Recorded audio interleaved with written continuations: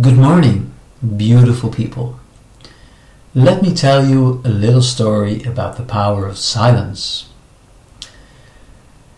Many years ago I was working for a magazine, and it was quite a revolutionary magazine actually in Holland. We were the first to really talk in depth about spirituality, about green energy, about alternative energies, free energy, about a new economy, quantum physics, all these things that were then rather new and revolutionary, the field, the potential, etc. And but this was quite a small magazine, and every month we were almost going bankrupt, and we went bankrupt for at least 10 years, I think, every month. And so I was the only one usually to be rather stable in this rather unstable and chaotic situation, because I meditated a lot. So my life was more or less spent in the eye of the hurricane, just watching the games. And of course every now and then I get a little bit uptight or stressed or tired. But on the whole I could manage to remain in the eye of the hurricane and to smile at everything that was going on. But every now and then, some woman who was working for us, she just completely freaked out because of the tension and the stress, and she would, really freak out. I mean, just get really angry, and she would start shouting at the top of her voice. And it didn't matter who was standing in front of her. It could be a clerk in a hotel. It could be somebody in a shop. It could be in a restaurant, could be anybody basically. She just had to, let it out, let off steam, and she would shout at this person, really like very personal and really angry for maybe 5 or 10 minutes. And sometimes that person was me. And so what happened was very interesting, because one day she chose me, she really unloaded, and she was very personal in the way she shouted at me. Like, you're so naive, and you think that if you sit long enough on a pillow, the world will change. You have no idea what's going on, and you're just and I'm saying this very politely now, but it was more personal, and it was less nice. But anyway, what I did was I remained silent. I did not oppose her words. I did not get into a discussion. I didn't look away.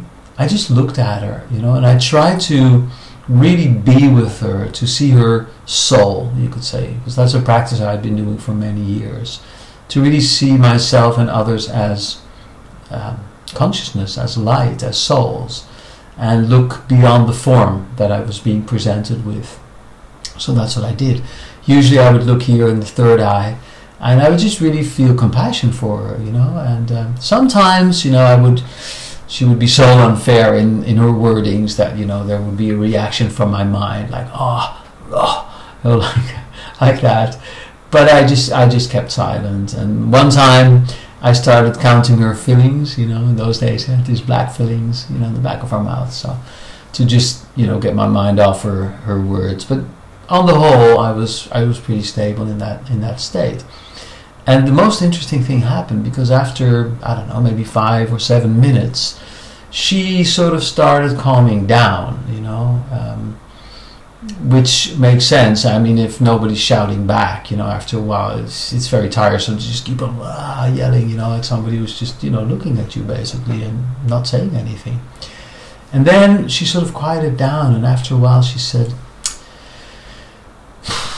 I'm sorry, I'm sorry, I'm unloading on you. It's not fair, I know, and I hope you're not taking this personal, but it's just I had to just unload and get it off my chest. I was just so stressed and so afraid, that the magazine would go bankrupt, and I wouldn't be able to feed my kids, or I don't know, it's just too much. I didn't sleep, and still I kept silent. I just looked at her, and I was really with her, but I didn't say anything.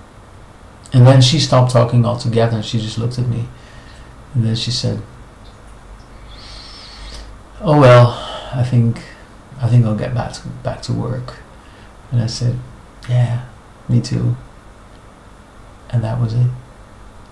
And it's so interesting. And since then, I've done many of these experiments where You don't try to defend yourself or shout back, but you also don't run away, and you don't do the spiritual bypass thing, you know, like I'm above all this, you know, but you really genuinely, with all your love and your heart and your compassion, you're with this person, you're really listening to that person, you're seeing the soul and feeling love, really looking beyond the words and the form that you're seeing, and things just shift and stop.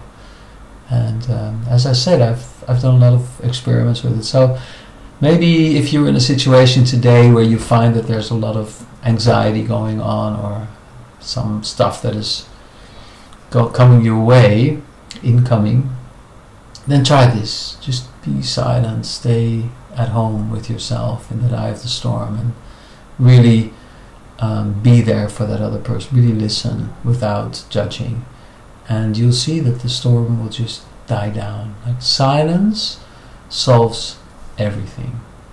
So try it out.